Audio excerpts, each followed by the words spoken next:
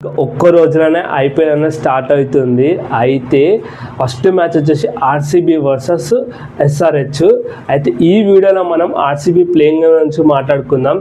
Indian slot fill చేయడం చాలా easy, కానీ ఫారెన్ 4 స్లాట్ ఫిల్ చేయడమే చాలా కష్టం. అయితే ఓపెనింగ్ నుంచి మనం వద్దాం. అందరికీ తెలుసు నంబర్ 2 వచ్చేసి fixed Virat Kohli. Number 1 big question mark ఉంది. చాలామంది అంటారు ఫిల్ షాట్ కదా, లాస్ట్ సీజన్ చాలా బాగా ఆడిండు, తననే ఓపెనింగ్ చేపిస్తే బాగుంటుంది అని అనుకుంటే కాదు.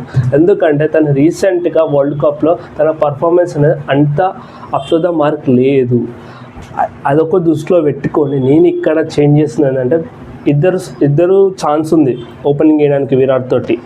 ఒకటి వచ్చేసి వెంకటేష్ అయ్యర్. ఇంతకుముందు తను కేకేఆర్కి ఆడినప్పుడు కూడా ఓపెనింగ్ అని వచ్చింది, చాలా మంచి రికార్డ్స్ అనేది ఉన్నాయి. ప్లస్ అగ్రెసివ్ ఆడతాడు, అది కావాలి కదా. నెక్స్ట్ వచ్చేసి దేవదత్ పడిక్కల్. ఆల్రెడీ తను ఆర్సీబీకి ఇంతకుముందు ఓపెనింగ్ చేసింది, కానీ తిన నుంచి అంత అగ్రెసివ్ స్టార్ట్స్ అనేది రాలే. అంటే కొంచెం టైం తీసుకుంటారు రన్స్ కొట్టడానికే. వీళ్ళిద్దరు ఇట్లా బెస్ట్ ఆప్షన్ ఏంటంటే విరాట్ తోటి ఓపెనింగ్ వచ్చేసి వెంకటేష్ అయ్యర్. నాకు తెలిసి ఇది ఆర్సీబీ కూడా థింక్ చేయొచ్చు వీళ్ళిద్దరిని ఓపెనింగ్ చేయాలని. నాకైతే వీళ్ళిద్దరు ఓపెనింగ్ చేస్తేనే ఫైరీ స్టార్ట్ అనేది వస్తుంది అనుకుంటున్నా ఫస్ట్ మ్యాచ్లో. నెక్స్ట్ వచ్చేసి నంబర్ 3 వచ్చేసి జాకోబ్ బెథిల్. ఇతను ఎందుకు నంబర్ 3 అంటే, మనం ఇంగ్లాండ్కి ఆడినప్పుడు కూడా తన నంబర్ 3 వచ్చేసి ఇండియా మీద అండర్ ప్రెషర్ ఉన్నప్పుడు ఆ రన్స్ అనేది స్కోర్ చేసిండు, ఆ నాక్ సెంచరీ స్కోర్ చేసిండు చూసినా, అది చాలా వర్త్. అది కూడా ఇక్కడ కూడా సేమ్ కైండ్ ఆఫ్ రోల్ ఇస్తుందని నేను అనుకుంటున్నా ఆర్సీబీ కూడా. తను చాలా ఫిట్ అవుతాడు number 3. Left handed right left combination అని ఉంటుంది. ఒకవేళ వెంకటేశ్వర్ అవుట్ అయితే జాకోబ్ బెథిల్ అని వస్తాడు. నెక్స్ట్ నంబర్ 4 అందరు తెలుసు క్యాప్టెన్ రజత్ పడిక్కల్. తిను స్పిన్ని డామినేట్ చేసేస్తాడు. తనకు చెప్పాల్సిన అవసరం లేదు, ఆల్రెడీ తనకు తెలుసు తను ఏం చేయాలనేది. నంబర్ 5 ఇక్కడ జితేష్ శర్మ. లాస్ట్ టైం కూడా వచ్చి చూసాం, అసలు జితేష్ శర్మ ఇంతకు ముందుకు ఆడిండు, కానీ ఆర్సీబీకి వచ్చినాక తను డిఫరెంట్ ఫామ్ ఉంది, బీస్ట్ మోడ్లో ఉంటాడు తను. ఆ ఇయర్లో ఆర్సీబీకి గెలవడానికి మెయిన్ ఒక కారణం అని చెప్తే అంటే జితేష్ శర్మ అని అంట నేను. మంచి నాక్స్ ఆడిండు, అండర్ ప్రెజర్ వచ్చి ఫినిషింగ్ కూడా వేసిన మ్యాచెస్ ఉన్నాయి చాలా. అయితే ఆర్సీబీకి ఫినిషింగ్ ఎవరు చేస్తారు అంటే ఇద్దరు ఫారినర్స్ని పిక్ చేసిన భయ ఇక్కడ, టిమ్ డేవిడ్ ఇంకా రొమారీ షెఫర్డ్. వీళ్ళిద్దరు కాంబినేషన్ చెప్తున్నా కదా, మోస్ట్ డేంజరస్ కాంబినేషన్ అని చెప్తా.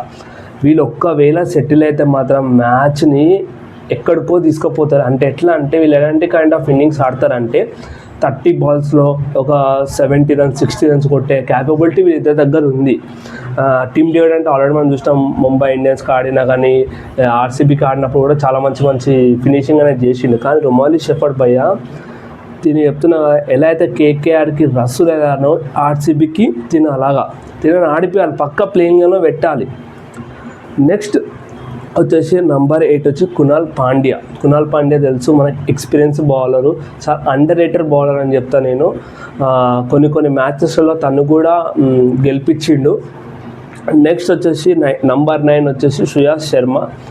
తిను అంటే లెగ్ స్పిన్ వేసాడు కాబట్టి తిను క్రూషియల్ బౌలర్ అయితే నేను అనుకుంటున్నా ఈసారి గెలవడానికి. ఎందుకంటే తను లెగ్ స్పిన్ వేస్తాడు కాబట్టి చిన్నస్వామి స్టేడియంలలో అది కావాలి. వికెట్ టేకర్ బౌలర్ అనే తనే నేను అంట. నంబర్ 10 వచ్చేసి భువనేశ్వర్ కుమార్, స్వింగ్ కింగ్. ఇనిషియల్గా న్యూ బాల్ తోటి స్వింగ్ చేస్తాడు, వికెట్లు కూడా తీసుకుంటాడు, కావాలంటే డెత్ ఓవర్లో యార్కర్స్ వేస్తారు. ఆర్సీబీ లాస్ట్ ఇయర్ చూసినాం ఎలాంటి కైండ్ ఆఫ్ పర్ఫార్మెన్స్ అనేది తను చేసిండో. ఆర్సీబీకి వచ్చినాక తన బ్రాండ్ వాల్యూ కూడా పెరిగింది నేను చెప్తున్నా. నెక్స్ట్ నంబర్ 11 వచ్చేసి హేజల్వుడ్. తిను ఆల్రెడీ ఆర్సీబీలో జాయిన్ అయ్యిండు కూడా, తిను ఫస్ట్ మ్యాచ్ నుంచి అవైలబుల్గా ఉంటాడు. తిన రోల్ కూడా చాలా ఇంపార్టెంట్. తను చాలా బెస్ట్ T20 బౌలర్ అని నేను చెప్తా. ఒకవేళ ఆడకపోతే తన ప్లేస్ జోకర్ డఫీ తనను ఆడిపిస్తారు. సేమ్ కైండ్ ఆఫ్ ప్లేయర్, కానీ అంత ఇంపాక్ట్ తీసుకొస్తాడా అంటే లేదు, తీసుకురాడు. నేనైతే అనుకుంటున్నా హేజల్వుడ్డే అవైలబుల్గా ఉంటాడు, అన్ని మ్యాచెస్ ఆడతాడని.